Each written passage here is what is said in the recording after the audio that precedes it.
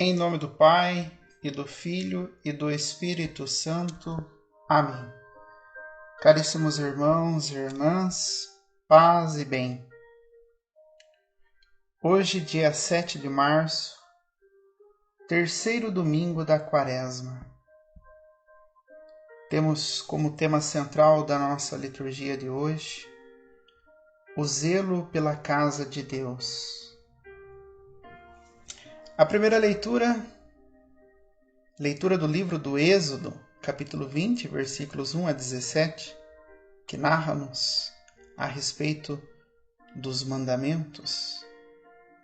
A segunda leitura da primeira carta de São Paulo aos Coríntios, capítulo 1, versículos 22 a 25, que nos ensina a assumir a cruz como salvação. E o evangelho de hoje é o evangelho de João, capítulo 2, versículos 13 ao 25.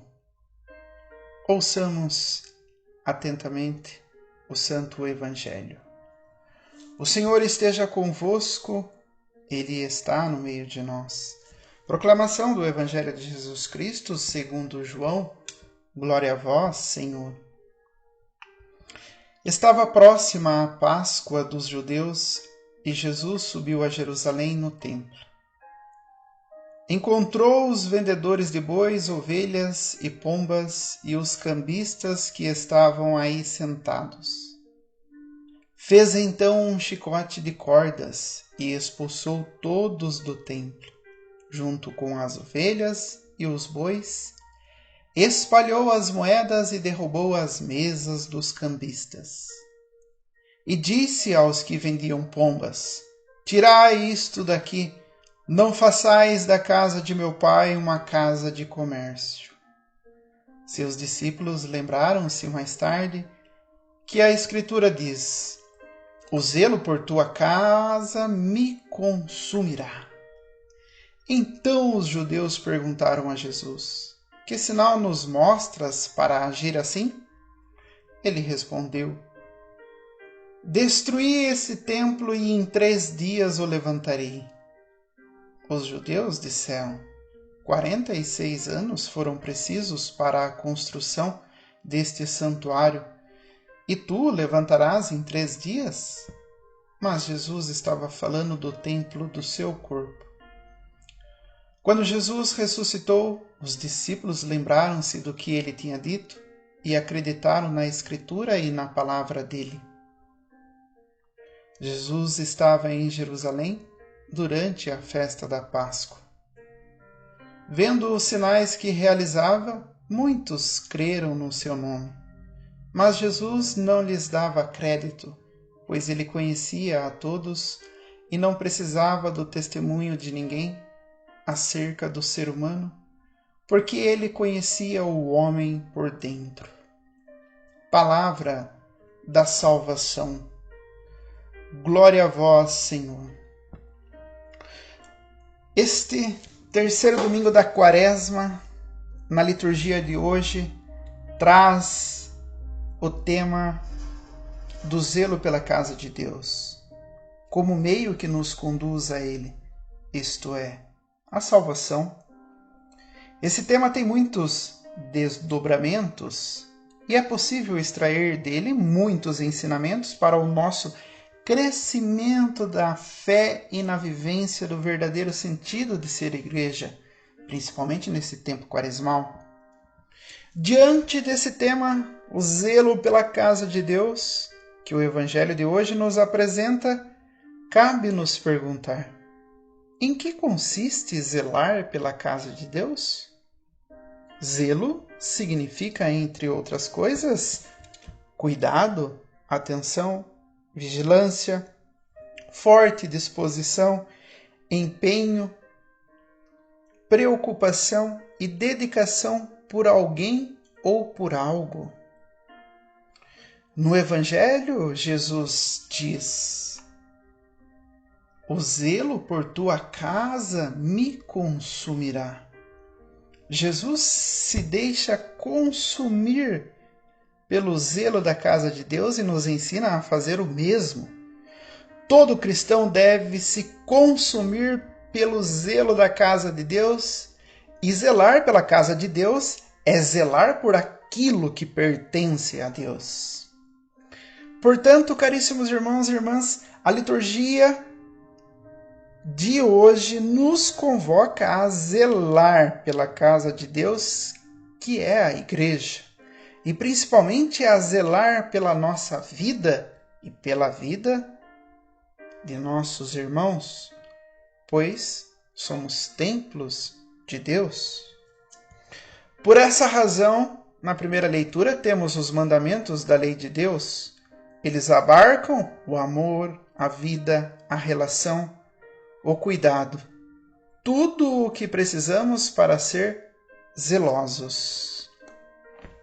O primeiro mandamento, a qual destaca-nos a primeira leitura, e presumo que todos nós conhecemos o primeiro mandamento, amar a Deus sobre todas as coisas. Ótimo! Significa um amor incondicional, um amor absoluto, uma verdadeira entrega. Amar a Deus sobre todas as coisas. Já o segundo mandamento, não tomar seu santo nome em vão. Proíbe todo o uso impróprio do nome de Deus. Jurar por Deus. Pronunciar seu santo nome em vão. Ou seja, usar o nome de Deus conforme as nossas vontades. Um Deus que faz somente a nossa vontade, isto é, nosso servidor. Terceiro mandamento: guardar os domingos e festas de guarda. Debaixo do céu há um tempo para cada coisa. Tirar tempo para louvar, para agradecer a Deus. Os domingos, as solenidades, isto é, a Santa Missa. Precisamos abastecer a nossa fé. Da mesma forma como um carro precisa abastecer-se para locomover, também nós precisamos abastecer a nossa fé para também aguentar todos os desafios da semana. Quarto mandamento: honrar pai e mãe. Os pais são como representantes de Deus neste mundo. Eles nos deram a vida. Respeito, amor, honra. Devemos ter consideração por nossos pais, que se distinguem de tudo. Às vezes honramos artistas, músicos e famosos e não honramos os nossos pais. Quinto mandamento: não matar. Não significa tirar apenas a vida de uma pessoa, pois muitas vezes matamos com palavras, com gestos, com uma má conduta. Matamos com a língua. Sexto mandamento: não pecar contra a castidade. A pessoa que comete adultério, que desrespeita a vida, pessoas viciadas na pornografia, na prostituição. Sétimo mandamento: não roubar. Muitos são roubados e muitos roubam. Basta olhar para o cenário da política e da nossa sociedade hoje. Jesus, no Evangelho de hoje, sentiu-se agredido quando viu o templo transformado num covil de ladrões. E o que é roubar? Apropriar-se do que não é seu.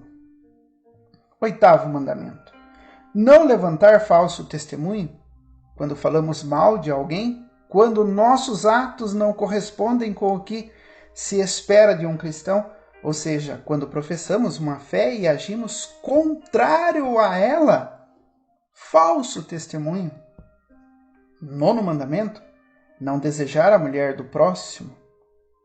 Do desejo desordenado da mulher do próximo ou do homem da próxima é o famoso pular a cerca.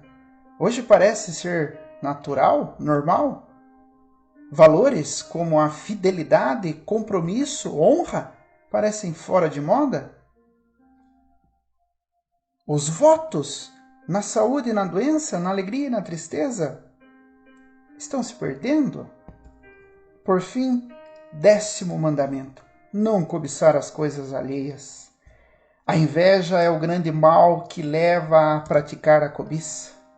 A pessoa invejosa, insatisfeita, maldosa, tem atitudes de prejudicar o outro. Não quer o bem e nem faz o bem acontecer. Quer tudo só para ela. Parece-nos dias difíceis de praticar, principalmente praticar os 10 mandamentos.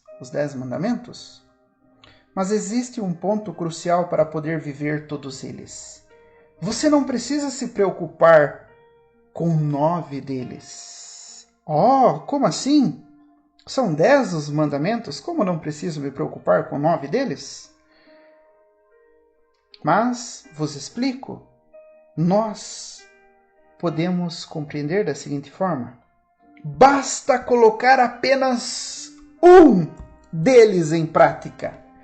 Amar a Deus sobre todas as coisas e o próximo como a ti mesmo. Toda a lei se resume neste mandamento: quem ama a Deus não comete os outros 9. Simples assim. Quem ama a Deus não rouba, quem ama a Deus não peca contra a castidade, quem ama a Deus não mata, quem ama a Deus não levanta falso testemunho. Coloque o 1º mandamento em prática e então viverá todos os outros mandamentos. Por fim, o Evangelho sintetiza tudo o que vimos até aqui. Um Jesus que se choca com as atitudes das pessoas que se diziam religiosas, mas com práticas contrárias. Portanto, que a atitude de Jesus no Evangelho de hoje nos ajude a ser fortes e corajosos para enfrentar as situações de corrupção e maldade dentro e fora da igreja. Paz e bem.